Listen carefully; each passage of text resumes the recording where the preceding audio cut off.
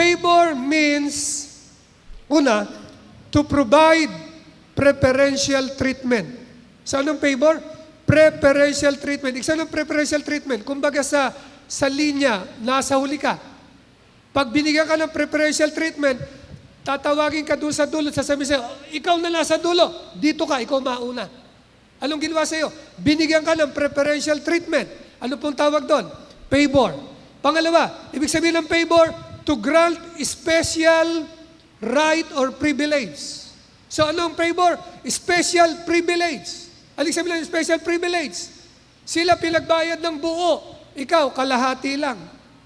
Sila pinagbayad ng buo, pinagmulta pa, ikaw libre, walang bayad, binigyan ka ng special privilege. Pangatlo, favor means to treat gently, carefully, with extraordinary kindness and consideration. Ibig sabihin ng favor, bibigyan ka ng extraordinary kindness. Bakit kaya ang tao na to, sobrang bait-bait sa akin? Simple lang, pabor ng Diyos. Extraordinary kindness or thoughtfulness. Pangapat, favor also means to endow with distinct and unique advantage for success. Kunin na lang natin, unique advantage for success. Dahil sa favor ni Lord, magtatagumpay ka kasi bakit? Bibigyan ka ni Lord ng unique, kakaibang advantage sa iba. Anong advantage mo sa iba? Favor ni Lord. Favor gives you unique advantage for success. Panglima, favor means to show partiality to. Ibig sabihin ng favor, ang favor meron pong kinikilingan. Favor is not fair. Hindi pantay-pantay ang sila doon, hindi pantay-pantay ang tingin sa mundo. Meron siyang paborito talaga sa mundo na to. Sabihin mo, sino yon? Sabihin sa katabi mo, ikaw yon. Gumanti ka naman, ikaw din yon. O magkorosa kayo, tayong dalawa yun. Partiality. So, si Lord, nakakiling lagi sa'yo. Si Lord, masyadong partial sa'yo. Bias na bias si Lord para sa'yo. At pangalim, favor means to give uncommon support or assistance. Hindi ka lang niya tinutulungan, sinusuportan, binibigyan ng assistance. Ang assistance si Lord sa'yo, uncommon. Hindi pangkaraniwan. Pambihirang support and assistance. Ang tawag po dyan, favor. So, anong gagawin Lord sa favor niya? I-multiply sa buhay mo. At tingnan mo yung katabi mo kung naniniwala yan. Kasi kung naniniwala ka, ngingiti ka na. Tingnan mo, kung nakangiti yan, baka nakangiwi pa. Ngayon naman, ano pa isang i-multiply Lord? Shalom. Tingnan po natin yung word na shalom. Shalom means completeness. Sabihin mo, kompleto. Nakaani ka na ba ang lagi niyang bukang bibig? Kasi wala ako nito, wala ako niyan, kulang ako nito, kulang ako ng pera, kulang ako ng karunungan. Yung ba lagi na lang kulang-kulang? Alam mo, pag nakikristo ka at kulang-kulang ka, alam mo, ang depresya lang sa'yo, duling ka. Hindi mo nakikita yung katotohanan. Kay Kristo, hindi ka na kulang-kulang, kumpleto ka. Kay Kristo, kumpleto, Ricardo. Completeness, ano pa? Safety. Yung lagi kang safe. At kung nasa panganib ka, papadalang Diyos sa isang batalyong anghel, ililigtas ka. Soundness in body. Kaya yung katawan mo, laging malusog. At kung may sakit ka, may provision. By the stripes of Jesus, you were, past tense, healed. Kaya ang sabi mo, gagaling ka pa lang, mali ka. Hindi ka gagaling pa lang, matagal ka lang gumaling. Kailan? 2,000 years ago, nung nasugatan si Jesus sa krus, bayad niya yun para sa kagalingan mo, tanggapin mo. Sa pamagitan ng sugat ni Jesus, gumaling ka na. Welfare, kapakanan, health, kalusugan, prosperity. Anong opposite ng prosperity? Poverty. Alam mo, yung shalom, nasa ilang shalom ni Lord, wala lang poverty. Alam mo yung poverty, sa mong isip lang yan. It's only in the mind. Bakit? Ang minumultiply Lord sa iyo, favor and shalom. Peace, quiet, tahimik. tiwasay, tranquility. Ang tranquility, yung hindi mo na kailangang uminom ng pampatulog sa gabi para makatulog na maimbing. Basta nahiga at nalatag ang katawan mo sa kama, naku, naghihili ka lang agad. Bakit? Ang sarap mong matulog. Bakit? Tranquility. Contentment. Kontento ka. Bakit? In Christ, we have everything. We have everything. Wala, ang hina ng amen nyo. Bahala kayo, kung ayaw maliwala, problema niyo yan. Peace, use of human relationship. Ang shalom din. Alam mong shalom, hindi ka mahilig makipag-away. Inaaway ka, pero hindi ka pumapatol. Hindi ka mapagpatol pag may shalom ka. Mapagpasensya ka. Peace with God, especially in covenant relationship. Ibig sabihin ng peace, meron na kayong harmony dalawa ni Lord. You have harmony with God, you have harmony with men, you have harmony with yourself, and peace from war. Lahat po yan, naging sabihin lang nun, shalom. So yung dalawa po na yun, favor and shalom. Ay ano? Be multiplied unto you. Ngayon, tingnan po natin ang ilang areas na kasama po sa multiplied favor and shalom na tatamaan ng pagpaparami, multiplication ni Lord. Una, magkakaroon ka ng multiplied finances and houses. Deuteronomy, hindi ako misabi niyan. Deuteronomy chapter 8, verse 12 to 13. Verse 12, for when you have become full. Ano sabihin nun? When you have become, ibig sabihin, it's just a matter of time, it will happen. Hindi mo na mapipigilan talaga yun. Bakit? Sinabi ni Lord eh. Alam ba pag sinabi ni Lord, final. Final na yun. Wala nang makapipigil nun. Lalo pag naniwala ka, mangyayari sa'yo. For when you have become full and prosperous. So, magpo-prosper ba tayo? Siyempre. Bakit? Sabi ni Lord, when you have become full and prosperous and have built fine homes, na kapag tayo ng, magagandang bahay, mga bahay, homes with S, plural, ay and to live in. And when your flocks and herds, sa atin yung flocks and herds, literal hayo, pero sa atin yun, ang flocks and herds, care groups, outreaches, saka families, ay when your flocks and herds have become very large, lalaki talaga yan. Eto na, and your silver and gold have multiplied. Ano po yung silver and gold? Pera, sabi mo, kadatungan. Ano mangyayari sa kadatungan? Silver and gold ay Sabi Lord, magmumultiply. Hala, ayaw nyo mag-amen. Sinabi na nga ni Lord sa inyo sa Bible, ayaw nyo pang mag-amen. Yung pera mo, magmumultiply. When your silver and gold have multiplied. Sino magmumultiply? Ang Diyos. Sinabi niya eh. Maniwala ka lang. Anyway, tuloy natin. Along with everything else, pati lahat ng mabubuting bagay sa buhay mo, magmumultiply. Pangalawa, multiplied ministry. Magmumultiplied ang mga care leaders natin. Naniniwala ka ba? O, ba't ka naniwala? Dapat meron kang pangako, Lord, na hinahawakan. Jeremiah 33, verse 22. As the stars of the sky cannot be counted. Sino sa inyo, binilang niya yung bituin sa langit? Si Abraham nga, pinabilang sa kanya, nagbilang, 1, 2, 3, mamaya, nalito na. Hindi niya na mabilang, huminto na. Sumuko na siya. At alam nyo, gano'ng karaming stars? Hundreds of billions of galaxies. Alam nyo, ang isang galaxy, kung gano'ng karaming stars, hundreds of billions of stars. So, i-multiply mo, 100 billions times 100 billions. Ilang stars yon? Bilangin mo nga yon. Hindi mo bibilang yon. Sabi niya, as the stars of the sky cannot be counted, and the sand on the seashore cannot be measured. Nung kami po nasa Kamaya Coast, nakita ko yung buhangin doon. Naisip ko lang, dumakot kaya ako lang isang dakot ng buhangin. Tapos bilangin ko siya. Kaya ko kayang bilangin. Isang dakot lang yon. Yun lang ba ang beach sa buong lupa? Isa lang yun sa maraming beaches sa Pilipinas. Paano pa yung beaches sa ibang bansa? Pag samasamahin mo yung sand na yan, sukatin mo, mame-measure mo. You cannot measure. You cannot count it. Kung sabi rito, as the stars of the skies cannot be counted, and the sand on the seashore cannot be measured, so will I multiply. Sino? The descendants of David, my servant, and the Levites who minister before me. Ano po yung revelation ko rito? Ang revelation ko po rito, si David po ay type ng leadership. Ang gusto nila na uri ng leadership ay katulad ni David, a man after God's own heart.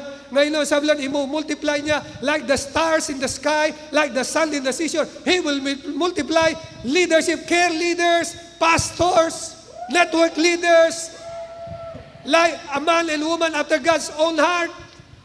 Multiply ni Lord. And then the Levites who minister before me. Ang mga Levites kayo, loyal kay Lord. Tapat kay Lord. Nung may nagtaksil kay Lord, ang unang kumampi sa palig ni Lord, mga Levites.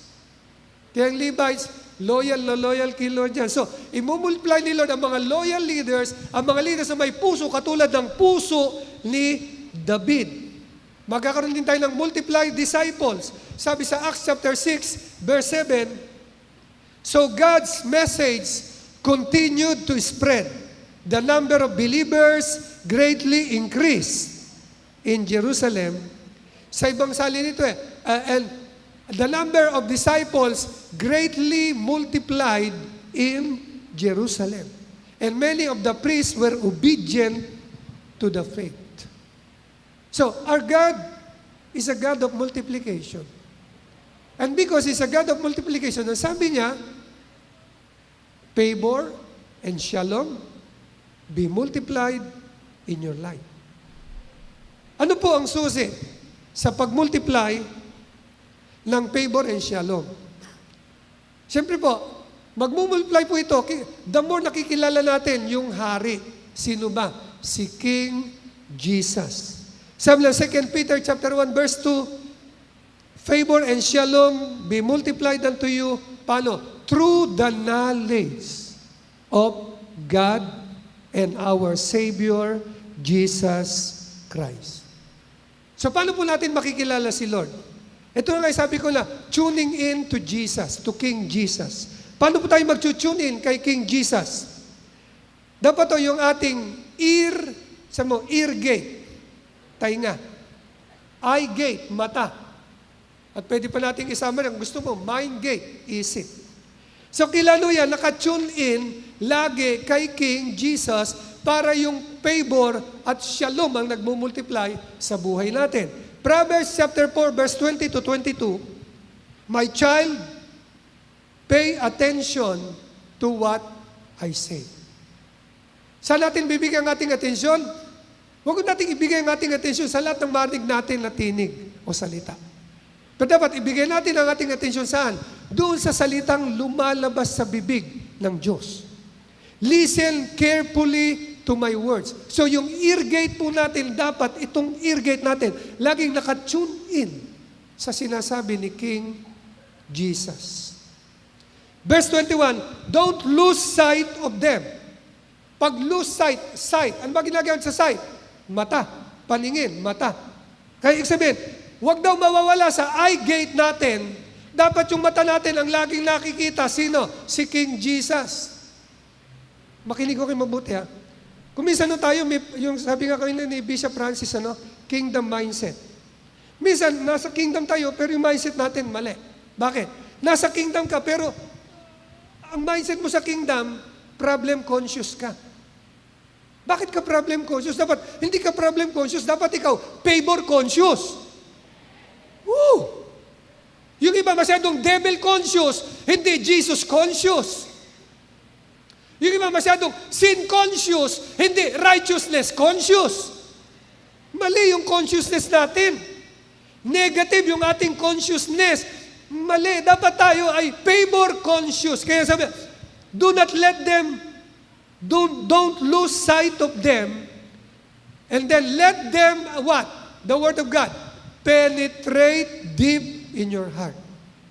Hindi lahat ng word na marinig natin, hindi lahat ng word na makita ng mata natin, papapasukin sa puso.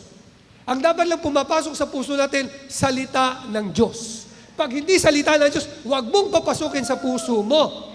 Salitang nakakatakot, papapasukin, mamaya, takot ka na. Ba't mo pinapasok? Tinakot mo sarili mo. Mali. Manonood ka ng horror movie, matatakot ka, tapos lalabas ka sa, di ka na makalabas. Ba't mo tinakot sarili mo? Mali yung tinignan ng mata mo. Mali pinakikinggan ng tenga mo. Pero kung tenga mo, ichuchunin mo lang kay Jesus sa sinasabi niya, yung mata mo nakatingin lang lagi kay Jesus, ano mangyayari? Favor and shalom be multiplied unto you. Verse 22, sabi niya, for they bring light to those who find them. Anong klaseng light? Long, rich, satisfying light. Anong klaseng light? Multiplied light. Anong klaseng light? Multiplied favor and shalom ang mararanasan mo. Araw-araw, 24 hours a day, 7 days a week, 365 days a year, all day, every day, multiplied favor, multiplied shalom ang nararanasan mo dahil yan lang talaga ang gusto ni Lord para sa iyo. Nothing more, nothing less, nothing else. At dapat, huwag kong pumayag ngayon na, ngayon narinig mo na yun, alam mo na, hindi pa mararanasan. Sayang naman. Kaya ngayon, sa pagtatapos ko po, ngayon nung hapon, gusto ko humingi ka kay Lord ng 3 pabor. At itong pabor na ito, gusto ko, humingi ka ng 3 big time favors. Ulitin ko ulit, instruction ha. 3, ayoko lang small time favor. Natikman mo na yung small time favor eh. Dapat naman ngayon, it's about time, big time favor. Yung pabor bang nakakalula. Ha? Yung malulula ka, sasabihin mong, totoo ba itong nangyayari sa akin na ito? Totoo nga, pero parang di ka pa makapaniwala sa sobrang laki ng big time favor na yun. Parang, ready na kayo? Sino ready na? Alam nyo, sayang itong narinig nyo na ito. Multiplied favor and shalom. Tapos narinig mo lang, di mo man maranasan. Sa mo, sayang naman. Si Lord, pag sinabi niya, gusto niya matikman mo. Kaya ngayon, mayroong patikim si Lord. Sino ang handang makatikim ngayong hapon? Tumayo ka na sa kanilalagyan mo. Pagbilang mo lang 3 big time favors. Bawal ang small time favor, ha? Hindi small time ang Diyos natin. Supernatural kingdom. Tapos ang liit-liit ng hinihingi mo. Hinihingi mo, barya-barya. Hindi ka lang malaki. Kung akala mo yung blessing mo natanggap, final na. No. Initial pa lang. Patikim. Lahat ng naranasan mo na kay Lord, patikim pa lang. There is more. Ready ka na? 3 big time favor, naisip mo na? Pagbilang mo lang 3, pagyan mo instruction na. Paghingi, please. Wala nang drama. Minsan dinadaan mo bingi sa drama, paiyak-iyak ka pa. Tayo parang paawa pa sa rin, Lord, kuwawa. Tigilan mo na yung drama, ha? Humingi ka lang na may simpleng pananampalataya. Ang sabi ng Matthew 7:7, humingi ka as you shall receive. I think there's nothing as simple as that. Ang simple instruction, as you shall receive. Wala na yung, baka yes, no, wait, sagot ni Lord sa'yo. Wala naman sinabing gano'n na. Sabi lang, as you shall receive. Huwag mo natin dagdagan. Ready ka na? 3 big time favors. Ano na? Hindi sabi sa kay Lord eh. Si Lord ang may sabi, si King Jesus eh. Hindi mo sa tao hingin ng big time favor ha. Kay Lord. Kay King Jesus. Ready na kayo? Pagbilang ko lang 3, simple faith. As you shall receive. Hindi ako may sabi niya, si King Jesus. You better believe in Jesus. Are you ready? 1, 2, 3, go!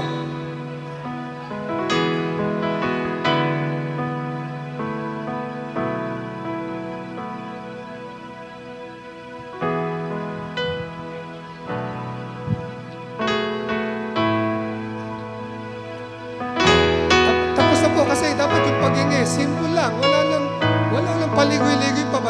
magdrama ka pa dyan. Nahingi mo lang yung 3, ayos na yun. Listen! Listen! Ang instruction ni King Jesus sa prayer, Mark 11:24. Whatever things you desire when you pray. So nag-pray ka na, di ba? Whatever things you desire, 3 desire mo, big time favors. Hilingi mo na, dinisire mo, hilingi mo na. Whatever things you desire when you pray, ano sabi ni King Jesus? Believe, you receive them. Do you believe you receive? Oh, gano'n. Taas ang 2 kamay. Tapos, sabi natin 5 beses, Lord, I believe, I receive. Sige, 5 times. Pangalawa. Pangatlo. Pang-4. At pang-5. Aba, kung na-receive mo na, pumalakpakan na kay Lord. Tapos, mag-thank you ka na. May magpasalamat ka na. Woo! Thank you, Jesus!